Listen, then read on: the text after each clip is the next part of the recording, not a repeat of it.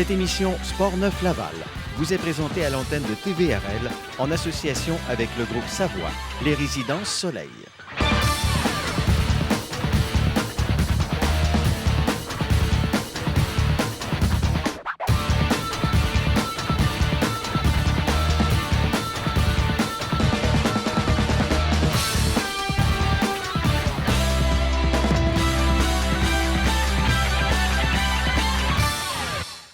Salut tout le monde et bienvenue à cette dernière de la saison de Sport Neuf Laval, l'émission sportive qui vous informe sur l'actualité sportive de la région de Laval. Cette semaine, nous vous avons préparé une émission spéciale rétrospective de la saison.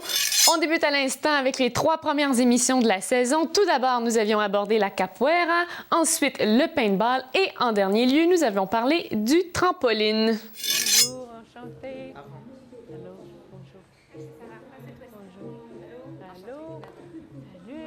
On saute sur la place. Continue, je vais mettre un peu de musique parce que c'est ça le différentiel. C'est la musique, OK? Allez, vai. On compte en portugais. 1, 2, tout le monde joue comme ça, OK? Là, même chose du côté à droite, très important. Les bras, on pousse les planchers. C'est le plancher? Oui, on pousse le plancher et on lance les jambes une à la fois. Allez, vai! Bravo, bravo! Très bien!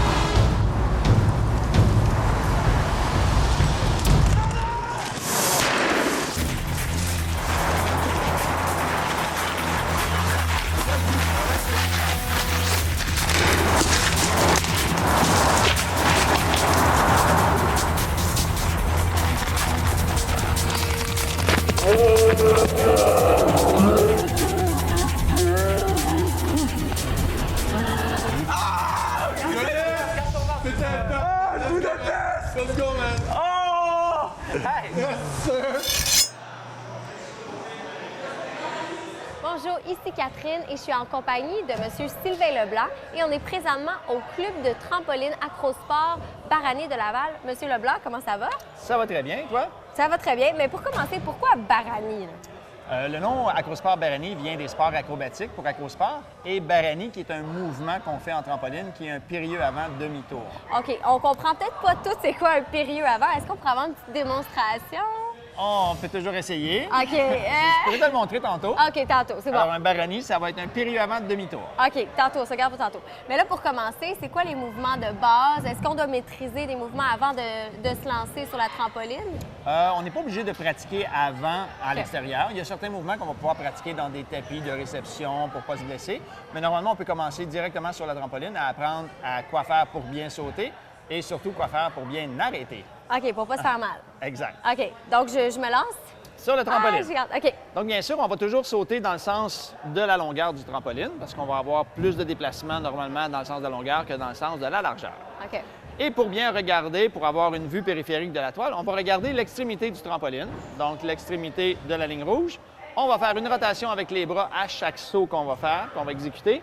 Et on va garder les jambes de la largeur des épaules pour avoir une stabilité. Et on va essayer de les coller et pointer pour faire joli dans les airs. Un peu à la ballerine. Un peu à la ballerine. OK. Alors, tu peux t'exécuter. Alors, on va regarde essayer. le bout de la ligne rouge, on fait un beau rond à chaque saut et on va coller les pieds dans les airs OK, à j'avoue. faire notre petite ballerine. Hey, je me sens comme une ballerine. Excellent.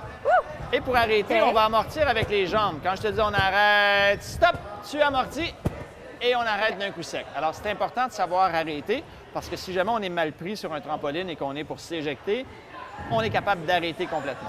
OK. En trampoline, il va y avoir 3 sauts de base. Premier saut de base, saut groupé. Alors ça, c'est en petite boule dans les airs. OK. Alors, tu peux sauter et quand tu te sens prête, que tu es bien à l'aise, on fait une petite boule dans les Comme airs. ça? C'est ça. Oh Alors boy. ça, c'est le saut groupé.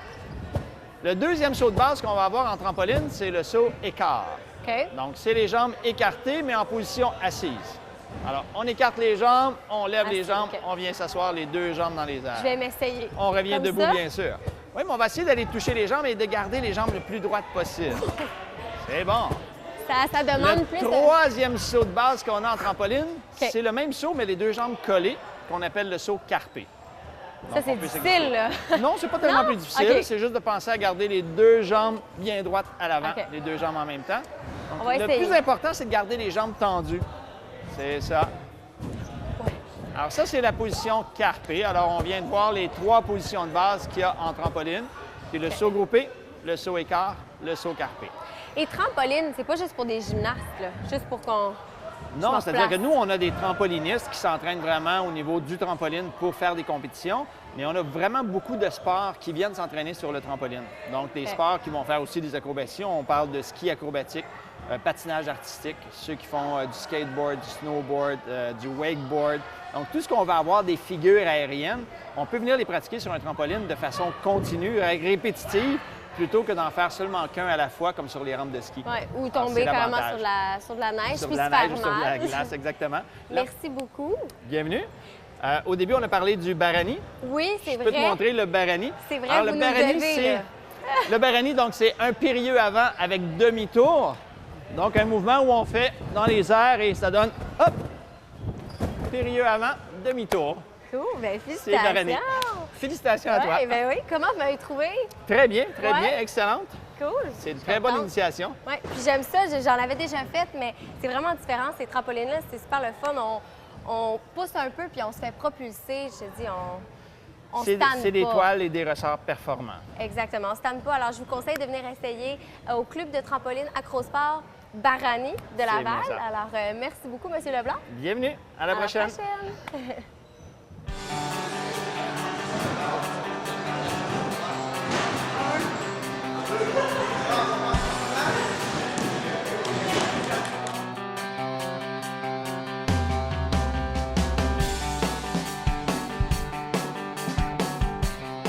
Le trampoline. La plupart des auteurs indiquent que le trampoline serait une invention du trampoline trapézistes italiens utilisant le rebond de leur filet de protection pour effectuer des acrobaties.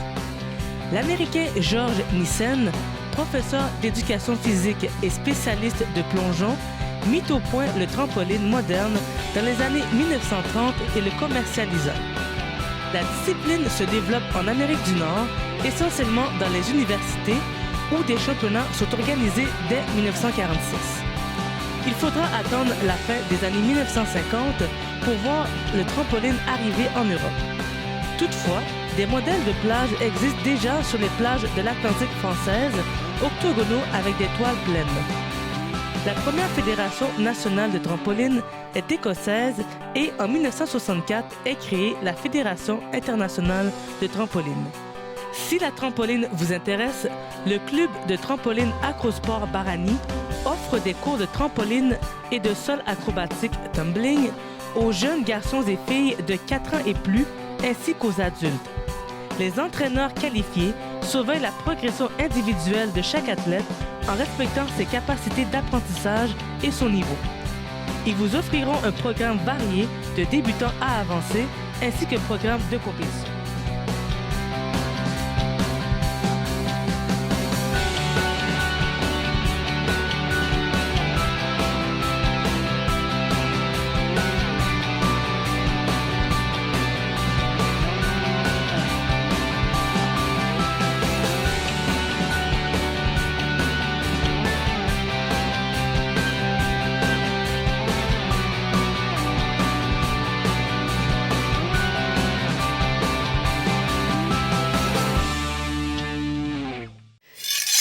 poursuit avec les prochaines émissions. Tout d'abord, le djembé, ensuite le gumboots, le baladi et sans oublier notre spécial sur le hockey sur glace au Collège Le Tendre. Alors, je suis présentement au Collège Le Tendre où ce que je vais faire mon premier cours de djembé avec le professeur de djembé lui-même, Benjamin. J'ai hâte de voir ça. Alors, je suis présentement avec l'un des professeurs de Jam Experience, Benjamin. Ça va bien? Très bien, merci. Super. Alors là, devant moi, j'ai un djembé. Mais je vois ici, devant toi, par contre, t'as pas quelque chose qui ressemble tout à fait à mon instrument. Peux-tu me dire exactement c'est quoi que t'as devant toi? On appelle ça la famille des dundun ou dum-dum. C'est les tambours basses qui sont joués en Afrique de l'Ouest pour accompagner le djembé. En fait, ces tambours-là, ils sont taillés dans du bois également, comme le djembé, sauf qu'on va utiliser des peaux de vache au lieu d'une peau de chèvre, contrairement au djembé. Puis ces tambours-là, c'est le cœur du rythme. En fait, c'est eux qui vont donner la mélodie rythmique. OK, donc ils vont accompagner les joueurs qui jouent le djembé, c'est ça? Tout à fait. Le djembé, il va avoir un rôle d'accompagnateur puis de soliste. OK, super. Puis, dans un cours comme ça, je veux dire, moi, quand je vois ça, j'ai jamais touché à ça de ma vie, premièrement, OK? Quand on voit ça en spectacle, il y a un coup de percussion, de musique, tout ça, faut pas se le cacher, j'ai souvent pris, exemple, des boîtes de céréales de concert, puis j'ai tapé dessus. Est-ce que c'est la même chose ou bien c'est beaucoup plus approfondi ça? Comment ça marche exactement, là? Ben, ce qui est le fun avec le djembé, c'est que c'est un instrument qui est très complexe, mais qui est très accessible en même temps. C'est-à-dire qu'on peut se rendre très, très loin, puis justement, comme je disais, ça peut devenir très complexe, mais on peut s'en servir pour jammer aussi, puis pour explorer rythmiquement au bord d'un feu et tout, là. Oui, c'est comme une guitare, là. Tu peux amener ça, peu importe ce que tu veux, puis je veux dire, tu t'en vas là, puis avec une gang de chums, puis un petit... ouais, c'est ça. Une petite musique de fond, là. Puis est-ce que ça demande beaucoup de pratique pour s'en tirer avec un petit quelque chose de pas pire, là, finalement? Moi, je dirais que ça demande au moins une session de cours. Si tu as un très bon professeur, ça peut te prendre... Non, ça n'a pas rapport. Mais ça prend au moins une session de cours pour apprendre les rudiments, les bonnes frappes, puis de la rythmique. Mais idéalement, tu continues plus longtemps qu'une session, là. Parce que après une session, moi, je dirais que c'est là que le fun commence. Oui. Mais écoute, on parle de fun, on va commencer tout de suite. Juste pour, premièrement, toi, tu m'as dit un peu plus tôt que dans tes cours, on commence avec un petit réchauffement, tout ça. Ouais. Juste me montrer un peu la base. OK. Je commence par où? Tu commences par où? Bien, en fait, je vais te montrer les sons de base. Super. D'abord, au milieu, ce qu'on appelle la basse ou le poum. Au bord ici, tu vas avoir une note, les doigts fermés, jusqu'au coussinet de la peau qu'on appelle la note tonique. Tonique, super. Puis, ensuite, si tu écartes légèrement les doigts, tu vas avoir la claque, qui est une frappe qui est plus fouettée. Fait que ça, c'est les 3 sons de base. Super. OK? Fait que prends ton djembé, je vais donner un exercice à tout le monde. On le fait plus vite. OK?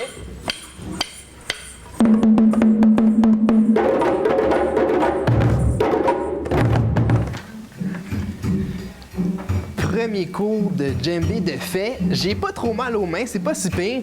Faut vraiment vivre cette expérience-là. Dès les premières secondes, on a vraiment l'ambiance, le rythme dans la peau, on a le goût de danser, c'est incroyable. Arrêtez de frapper sur votre boîte de céréales, sur vos boîtes de carton. Allez suivre un cours de djembé. Vous allez vraiment avoir du plaisir, je vous le souhaite. Bonjour, ici Sébastien Lewis Sarabali et puis je suis au Centre Saint-Martyr canadien pour une initiation au gumboots. Je suis présentement avec Just. Enchanté. Enchanté. En forme aujourd'hui? En forme, très en forme. Moi aussi, je suis en forme parce que c'est un sport qui est quand même physique, je crois. Oui. Donc, comment ça fonctionne? On combine les pieds et les mains. Oui, donc on va frapper les mains. OK. On va aller frapper nos pieds avec dessus de bottes. Oui. Et puis on va frapper à terre. OK, donc c'est une combinaison de... Tout ça. OK, il y a à peu près... Est-ce que c'est 3 mouvements ou il y en a d'autres aussi? Aujourd'hui, on va en prendre 4. OK. OK? Donc en enchaînement, tous ces mouvements-là, on arrive à faire un rythme. Ouais, un rythme. Donc le gumboot, c'est une danse percussive. Oui. Donc on va essayer d'aller chercher une mélodie avec ça. OK. Hein? Ben oui, c'est bien. Donc tu veux essayer? Oui, je vais essayer, mais en premier, je veux savoir, là, on a un équipement, on a les bottes. Oui. Je remarque que moi, mes bottes, ils n'ont pas de petits... ils n'ont pas de son, les tiens, ils en font. Clochettes, là, oui. Oui, c'est pourquoi, ça? Ben ça, ces clochettes-là, ce sont les jeunes noirs de l'Afrique du Sud, à Johannesburg, dans les rues. Et il y avait beaucoup de bouchons de bière à terre. C'est eux qui ont pris ça, ils ont fabriqué ça pour imiter le son des chaînes de ceux qui étaient au travail. Puisque cette danse, ça a été créé par des mineurs noirs d'Afrique du Sud. C'est ça, donc ça rappelle un peu les conditions. Les conditions, on peut entendre les chaînes un peu. Okay.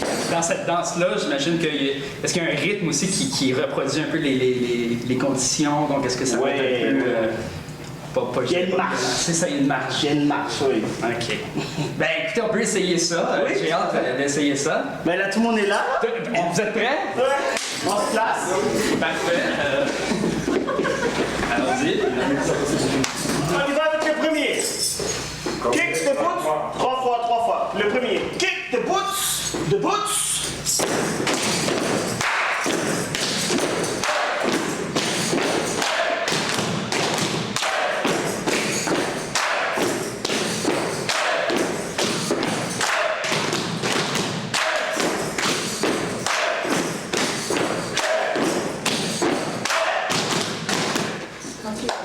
Allez, félicitations tout le monde.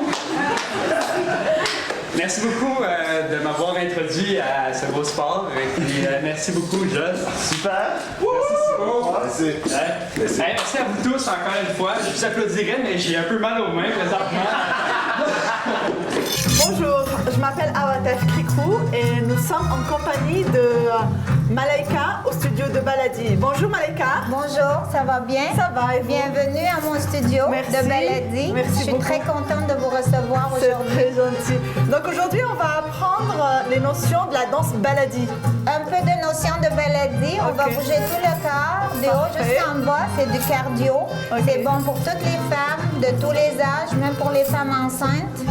Puis ça garde le corps plus jeune, puis en santé. Regardez-moi, je suis en santé. Oh oui, je vois très bien que vous êtes en santé. En pleine santé. En pleine santé. On va pas tarder à commencer. On commence tout de suite? On commence tout de suite. Ok, on y va. On commence le petit vent qui monte. Premier mouvement du vent. À gauche, ok. Comme ça? Deuxième mouvement du vent. Troisième. Ouais. Bravo. On change de pied. Quatrième.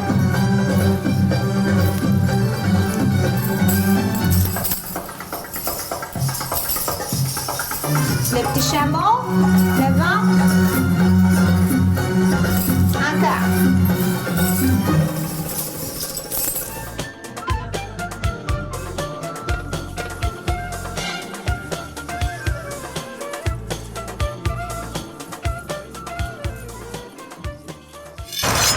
Salut la gang! Après 2 ans d'absence, votre télévision m'a fait appel pour faire mon petit talent au hockey, mon sport préféré. Ici, on est à l'Aréna Chemédé avec le Collège Latente, qui est le nouveau programme de hockey. Bonjour Sylvain, ça va bien? Oui, Alain. En forme? Ah ben oui, absolument. Ouais. Il faut. Aujourd'hui, la pratique consiste à quoi? En général, ce qu'on a remarqué au cours des derniers matchs, c'est que nos jeunes ont un peu de difficulté. Il faut comprendre qu'on joue contre des joueurs dans le M17. On a des gars de niveau M4, M15, là. Et les jeunes ont un petit peu de difficulté sur l'aspect de protéger leur rondelle, de déborder l'adversaire. Puis c'est surtout là-dessus que trouver l'espace libre. L'espace libre est très important parce que nos adversaires sont très forts et très puissants physiquement. Alors, si on est dans un rayon très court proche d'eux, on perd nos batailles dues à la capacité physique. Nos jeunes ont en général 14 ans. On affronte des 16, des 17 ans. Alors, on essaie qu'ils apprennent à travailler, à trouver des espaces libres, les utiliser pour ne pas travailler trop proche de l'adversaire durant les jeux. C'est un petit peu sur ça qu'on veut travailler. J'ai vu que tu avais commencé par l'explosion de patin, des départs rapides tantôt. Oui, exactement. Ça fait partie, c'est un peu une suite. On veut que les petits gars mettent beaucoup d'énergie dans leur coup de patin, beaucoup de puissance. Puis par la suite, ben là, on leur ajoute des rondelles avec des situations pour essayer de contourner l'adversaire. Il y aura d'autres exercices tantôt qui vont venir. Présentement, on fait un joueur stationnaire et on feinte et après ça, on s'en va dans l'espace libre.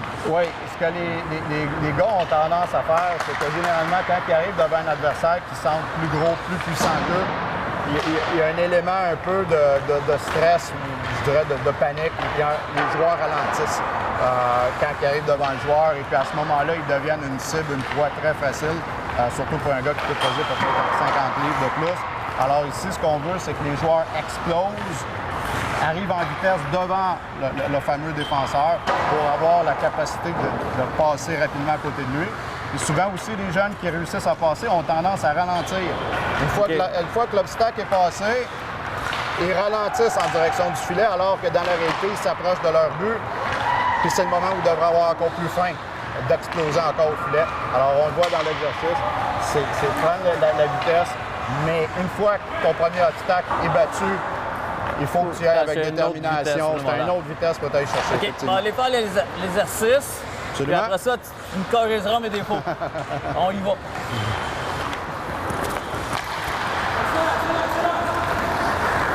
Explose, explose, explose!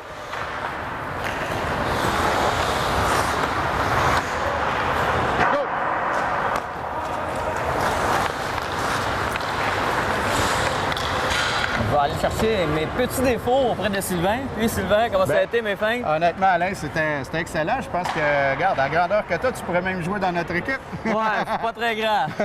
Non, c'était excellent. Écoute, bonne protection de rondelle, bonne explosion. La seule chose que je disais peut-être à mes jeunes, c'est d'aller essayer d'aller plus large, pas trop collé sur l'adversaire et utiliser la glace, mais je t'engage.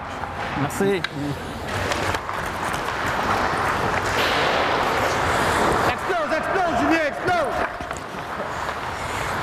Sylvain, nous sommes présentement rendus à l'aspect collectif. Effectivement, oui. L'exercice qui est ici, c'est un exercice qu'on fait depuis un certain temps déjà.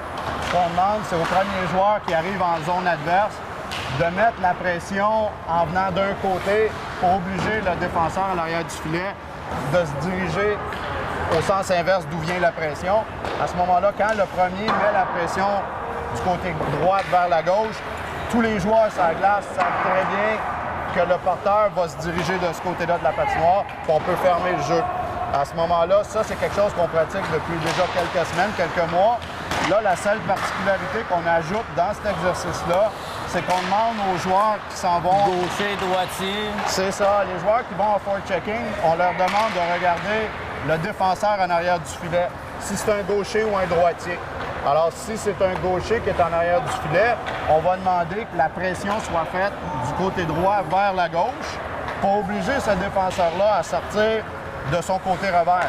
Alors, s'il sort de son côté revers et qu'il sent la pression venir, il risque de manquer sa passe ou il va peut-être tout simplement faire un rim sur la bande. C'est plus difficile de faire une passe précise du revers. Exactement. Et forte en plus de ça. Fait que ça, c'est l'ajout qu'on fait actuellement avec les boys. Et si c'est un défenseur droitier, on demande de mettre la pression du côté gauche vers la droite. Ça rend la vie du défenseur derrière le filet beaucoup plus difficile pour effectuer une bonne sortie de zone. Ça va nous permettre de mieux garder la rondelle au côté. OK, on va aller voir une couple de séquences. Absolument.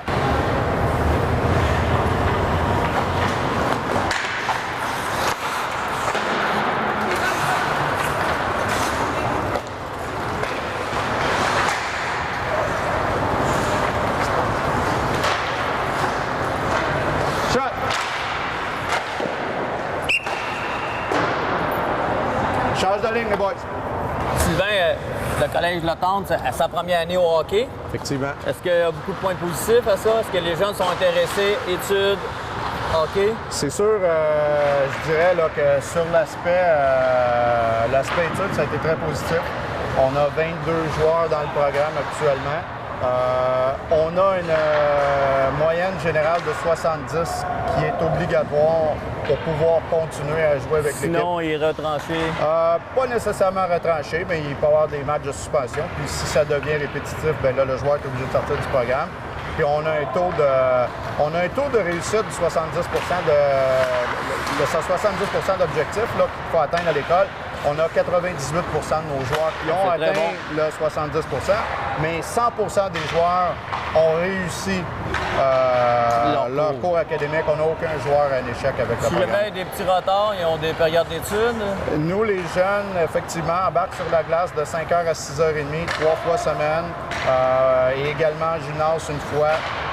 Et ils terminent l'école à 15h, donc de 15h à 16h, ils sont en salle d'études à l'école. Au collège et à 16h, ils se dirigent ici pour les entraînements 3 fois par Je semaine. vois que l'ambiance est très bonne sur la glace. Ils sont heureux. Oui, je pense que c'est une belle expérience pour les jeunes. Puis là, l'an prochain, on s'en va aussi avec une affiliation plus serrée avec Hockey Région Laval. Puis ça va permettre d'augmenter la compétitivité entre les joueurs. C'est sûr que là, on a bâti une équipe avec le bassin qu'on avait au collège. Mais à partir de l'an prochain, là, les valves sont ouvertes à n'importe quel joueur de Laval qui pourrait être potentiel à se joindre à notre Sûrement, les parents sont contents. Les soirées libres, on va courir à l'aréna. Les fins de semaine aussi, où sont séduits les matchs. C'est sûr, en général, nous, tout se passe sur semaine. Alors, vendredi, samedi, dimanche, c'est congé. La seule particularité, on a six week-ends au cours de l'année où on va jouer contre des prep schools, des écoles préparatoires aux États-Unis, là, de la New England Prep League. Alors, on est allé jouer à Burlington au mois de septembre. On est allé à Lake Placid un peu plus tard au mois de début novembre. On a fait le New Hampshire, entre autres Proctor Academy au début décembre. On s'en va à Albany en janvier. Alors, on a quelques week-ends comme ça au cours de l'hiver. Mais oui, c'est agréable quand ça arrive parce qu'en général, on est en congé. Fait que quand un week-end de hockey arrive, tout le monde le prenne. Toujours les jeunes aiment tout le temps ça, les hôtels puis les tournois. Oui. Puis c'est des expériences intéressantes. Là, je veux dire, on visite d'autres écoles, d'autres organisations. C'est bien intéressant pour tout le monde. OK. Je te remercie de nous avoir invités sur ta glace. Bien, ça me fait plaisir. Et voilà, c'est ce qui conclut notre saison automne 2012 pour l'émission Sport Neuf Laval. Vous avez des commentaires ou des suggestions à nous faire parvenir pour la saison prochaine? Eh bien, n'hésitez pas à le faire par l'entremise du téléphone au 450-973-8005 ou par courriel à info@commercial-tvrl.ca. En terminant, j'aimerais vous remercier d'avoir été avec moi au courant de la saison et je vous souhaite à tous et à toutes un joyeux Noël et mes meilleurs vœux pour la nouvelle année à venir. À la prochaine!